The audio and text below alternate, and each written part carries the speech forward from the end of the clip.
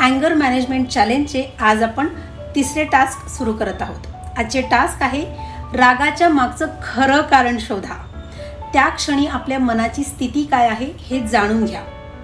कधी कधी राग येतो, पण त्यामागे कारण काही वेगळेच असते. जे घडले आहे त्यामुळेच आपण राग करतो असं नसतं.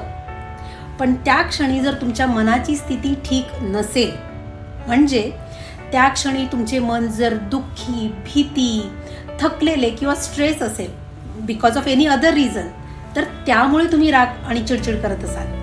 लक्षात घ्या, जे घडले आहे त्यामुळेच तुम्ही राग आणि चिडचिड करत आहात असे नाही, पण तुम्ही तुमच्या मनाच्या स्थितीमुळे चिडचिड आणि राग करत आहात. स्वतःला विचारा, मला खरंच राग आलाय की मनात काही वेगळं चाललंय? आज स्वतःला एक प्रश्न विचारा आणि तुमच्या नोटबुकवर लिहून काढा.